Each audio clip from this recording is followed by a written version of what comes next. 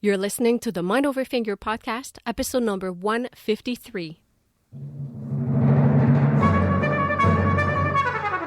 Welcome to the Mind Over Finger podcast. Discussions on mindful music making, efficient practice, optimal performance, and building a purposeful life and fulfilling career.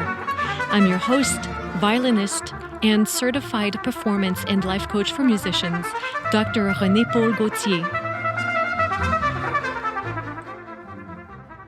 Hi everyone, I hope you're feeling wonderful as you're tuning in.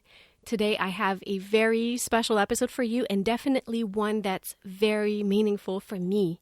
Throughout these past 4.5 seasons, my guests and I have shared with you many strategies and tips and tricks, and we've covered a lot of the basics on how to practice, how to organize your practice, how to bring more joy and efficiency in your work, different ways to practice for performance, what a life in the classical music field looks like, and much more. And now, with all that background and with the new year around the corner, we're ready for the next phase on the Mind Over Finger podcast. We're going to dive in and get to a much deeper level, and I could not be more excited for the months ahead. Today's episode is the first of 3 shows where I'm going to share with you the basic elements of the coaching tool that has brought so much clarity and transformation in my life, and that has helped my clients get so many wonderful results. It's a beautifully simple, elegant, and extremely powerful way for us to understand everything about our lives, why we feel the way we feel, why we do the things we do, and why we get the results we get. This tool works for everyone and everything, and you'll find that it can have a positive impact on the way you practice, how you perform, and, of course, in the context of your everyday life. In this episode, I'm going to share with you the fundamentals of this tool. Next week, I will show you how to use it to create different results in your life. And in episode 155, I will use this tool to unpack the root cause of how and why we get performance anxiety and show you how to turn things around. This incredible tool was created by my teacher, Brough at the Life Coach School, where I was certified, and that's the main tool we use for ourselves and our clients to observe our amazing brain. It's called the self-coaching model, but we often refer to it simply as the model. And by the way, if you want more information on Brough Castillo, her work, the Life Coach School, if you want to catch her fantastic podcast, or you want to learn more about the model, head over to thelifecoachschool.com. I'm going to put that link in the show notes for you. So, the basic premise of the model is that your thoughts produce your feelings fuel your actions, and your actions create your results. You might already feel familiar with some of those principles because the model is based on cognitive behavioral theory, and it encompasses a lot of concepts presented by other teachers and thought leaders, such as Eckhart Tolle, Byron Katie, and Martha Beck. And it's not surprising that all of those teachings would meet because they are universal truths that apply and work for all humans. But what the model does that is different is that it gives us a clear and effective process to examine our thoughts, to explore our feelings, and to understand what's going on. Now, we don't use the model to judge ourselves. We use the model to understand and support ourselves better. It's a tool that allows us to meet ourselves where we are with compassion and curiosity. It shows us our mind in a simple and powerful way. And it's so reassuring to see how much sense we make, how everything we do makes so much sense. And the model is a tool that's going to help you reclaim power in your life. Let's get started. If it's possible for you and you're in a place where you can write, get a piece of paper and write down the left side of your paper the letters C, T, F, A, R, one on top of another. If you can't take notes right now, it's totally fine. I've prepared a downloadable worksheet for you that you'll be able to find at mindoverfinger.com/resources. So the first letter is C, and it stands for circumstance. This is the foundation of the model. This is where we identify what the facts are with no opinions or hyperboles. Circumstances are neutral, factual, and measurable. One way that Brooke explains it is that circumstances can be proven in a court of law. Everybody can agree on them. Things that happen in your past are circumstances. Other people are also circumstances, but only the things they do or the things they say, not your interpretation of those things. Example of circumstances would be it's 75 degrees and sunny outside. The meeting starts at 8 p.m. The tuner shows my F sharp is too sharp. Or John said you came in late for this entrance. Notice how all of those things are factual.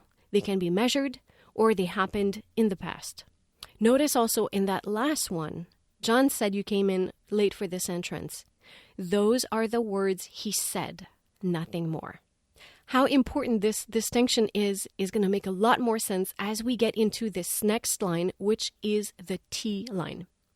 T stands for thoughts. Thoughts are the sentences in our brain. It's the meaning our brain gives to the circumstances in our lives. And our brain offers these thoughts without us being really aware most of the time. They come from our conditioning, how we were brought up, our education, or simply out of habit. We think thoughts because we've always thought them. And being able to understand the difference between thoughts and circumstances is where so much beautiful work happens and where so much clarity is unleashed. I'm going to give you some examples here. Let's say it's raining outside. What's factual and circumstantial here is that there is water falling from the sky. Whether rain is good or bad, well, that depends on what your thoughts about it are. But the fact that it's raining in itself is absolutely neutral. If you're a bride and it's your wedding day, you might have some negative thoughts about the rain. You might think it's a terrible weather. But if you're a farmer and it's been really dry lately and your crops and your animals are struggling, well, watching those droplets fall might be the best thing you've seen all week. So to you, it's absolutely perfect weather. Let's get back to our friend John, who said that you came in late for that entrance. The words he said are neutral until you have a thought about it. Maybe you suspect he's right and you're open to the discussion that will come out of this. But maybe you think he just has it in for you, and then what's going to happen after that will be very different. Here's another example that relates to the musical field. Let's say you're rehearsing a piece that you've never played before with an orchestra. The tempo marking says 144, and that's what you practiced. But the conductor takes it way faster, let's say around 160, and you're having a really hard time keeping up. Your thoughts about this could be that the conductor is a moron, it's way too fast, that they're not respecting the composer's wishes, etc., etc. But for someone who's played the piece a million times and feels super comfortable with it, they might find that this is an exciting tempo and a fresh perspective on the piece, and that this conductor is not afraid to take risks. The fact that the piece is being played at 160 is completely neutral. It's neither fast nor slow until a human has a thought about it. Now, where this really comes to life is in the next line, the F line, which stands for feeling. Feeling in this context is the vibration that goes through your body when you think a thought. And that's the mind-blowing part about it. Those feelings, those emotions are not coming from the circumstances. You're not feeling sad or happy or frustrated or excited because of what has happened in your life, because of what someone else did to you, or because of something they said to you. Those things are neutral until you have a thought about it, and it's that thought that's causing your feeling. And we know that this is true because if it weren't, human beings would agree on everything and share the same opinions all the time. But we don't, because we have different thoughts about the circumstances in the world. Let's go back to that last example. The circumstance in that example is the tempo is marked as 144 and it's being played at 160. You might feel overwhelmed and stressed about that speed. Your colleague might be completely excited. Your negative feeling and your colleague's positive feeling about the circumstance are not caused by the tempo itself. It's caused by your respective thoughts about it. Let me give you another example that I think we can all relate to. Imagine that you're practicing in a practice room in a music school or a music building of some sort. Things are going well. You feel amazing, sort of coming out easily, and you're really enjoying yourself. But all of a sudden, you think you hear a voice or a noise, and you start to believe that maybe there's someone outside listening. Maybe it's a colleague, maybe it's your teacher, and you start to think about how they might be standing there judging you. What happens then? Well, I don't know for you, but for me, all of a sudden, things might feel completely different. If you think someone might be standing there listening in, and your predominant thought is, they're judging me, you might feel tense or nervous. And let me use this example to get us into the A line, the action line, because feelings, emotions, fuel all our actions, our reactions, and our inaction. Let's get back to our example and think about the things that you do when you're feeling tense because you're thinking that someone is there judging you. Maybe you become hyper-aware, your inner critic might come out raging, your thoughts feel like they're spiraling out of control, you're no longer carefree, your body stiffens up, your breathing becomes shallow, maybe you stop practicing altogether. You know the drill, right? Does that sound familiar? Things took a turn for the worse, but hear me out. It's not because someone's standing outside. Actually, for all you know, there might be nobody there. You're feeling tense because you're thinking that there could be someone there and that they're probably judging you. Then, from feeling tense, you acted and reacted. Does that make sense? Now we get to this final line, the R line, or result line. Unsurprisingly, those actions, reactions, or inactions create the results you have in your life. In this specific case, the result might be that your practice ended up not being so great, and I hope that you can see the relationship between all the elements of the model and how they interact to create that result for you. So again, the process is a neutral circumstance exists. Then we have a thought about that circumstance. That thought causes a feeling. That feeling drives an action, a reaction, or inaction. And those actions, reactions, or inactions create a result in our life. I'll offer one more example. I think that's one you might relate to as well. You had planned to practice, but you're procrastinating instead. I hear this one from so many of you. And then you use that to judge yourself and make things even worse. By investigating what's happening, you can get some clarity on why it's happening and invite more compassion and understanding in your life. Let's put that in a model. On a piece of paper, write CTFAR vertically on the left side. In the A line or action line, we have procrastinating. First thing we can do is to establish a clear circumstance. Let's say in this case, you had planned to practice a specific piece. So in the C line, you would write scheduled practice to work on X piece. When you take the time to think about it, you realize that the emotion you're feeling is overwhelmed. So you would write that in the F line. The next thing you can do is figure out the thought that is causing you to feel overwhelmed. By investigating a little bit further, you realize that this feeling of overwhelm is taking over you because you were thinking there's too much to do. So you put that sentence in the T line. There's too much to do. Now, the last thing left to do would be to examine the result this is creating for you. And you might notice that by procrastinating on practice, you're getting behind on your work, and you are, in fact, creating even more work for yourself. When you look at this on paper, all of a sudden, it makes so much sense that you would be procrastinating, right? It's a very human thing to do to want to avoid feeling overwhelmed. It's completely logical that When you plan to practice, but your thought is there's too much to do, you feel overwhelmed, which makes you procrastinate, and that creates this result of your work not getting done and piling up. For me, seeing how my mind operates is extremely comforting.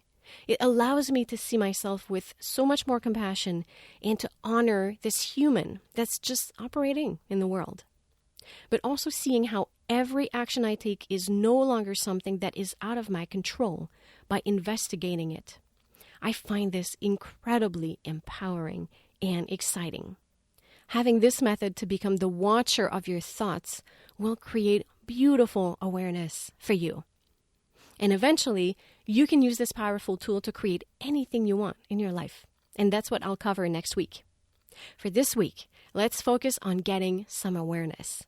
Let's also understand what the difference is between circumstances and thoughts and how the 5 different elements of the model interact with each other.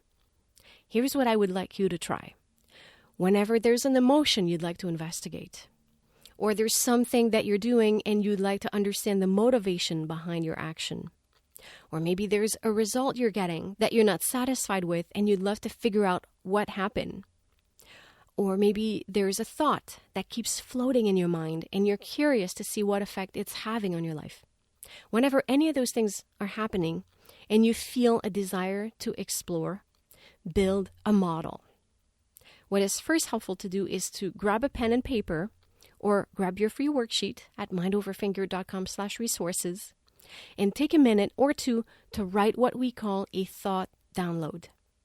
Write anything that comes to your mind in relationship to this circumstance, thought, feeling, action, or result.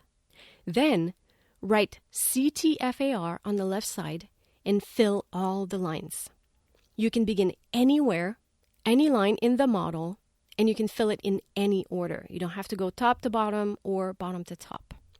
But here are a few rules. Make sure to keep the C line 100% factual. Also, you can create as many models as you want from one circumstance, but explore only one thought or one feeling at a time. And, more importantly, throughout this entire process, remember to be extremely self-compassionate. And here are some questions that can help you to build your model. What are the absolute facts of the circumstance? What am I thinking about this circumstance? How do I feel when I think that? What do I do when I feel this way? What results are my actions creating? What am I thinking that's causing the emotion and feeling right now? What actions am I taking that create these results that I have? What feeling is triggering those actions? And so on and so forth. I think you can easily extrapolate from here. There are a few more stipulations and many more nuances that I'll be mentioning to you in upcoming episodes and in the months to come. But I think that's enough for now. It's definitely enough to have some fun and come up with some powerful insight. And to help you with that, I'll be showing up live in the Mind Over Finger community to answer the questions you might have on the self-coaching model and provide any guidance you might need. And I'll be doing that every Monday at 1 p.m. Central, 2 p.m. Eastern until December 19th. So grab your free worksheet and explore your mind this week. The link is going to be in the show notes. And if you're on my mailing list already, you'll be receiving it directly in your inbox. In the coming weeks, make sure to catch episode 154 and 155, where I will show you how to start creating different results in your life and understand performance anxiety. And speaking of which, the last thing I want to say before I leave you is to let you know that I'm offering 10% off practicing for peak performance for a limited time only. Practicing for Peak Performance is my groundbreaking and I think absolutely amazing online program that's going to give you everything you need to go from learning a piece to performing it with absolute confidence on stage. You're going to get step-by-step guidance through the preparation process, clear practicing methods, effective conditioning exercises, and powerful mindsets so you can learn faster and better than ever and experience full confidence in performance. practicing for peak performance is the solution to greater mastery and to conquer performance anxiety. With the Mind Over Finger Peak Performance Blueprint to Preparing for Performance, you're going to learn how to channel and use your activation to unlock magic on stage and transform what used to be performance anxiety into something that works for you. So don't wait. With the new year approaching and all the amazing opportunities coming your way in 2023, it's time to give yourself the gift of confidence and mastery. Start practicing for peak performance today at mindoverfinger.com and use the code 10OFF, that's 10OFF, for 10% off at checkout until December 19, and I'll have all those links for you in the show notes. So this is what I have for you this week. I hope you have a great time exploring the self-coaching model. Much love going your way, and à bientôt.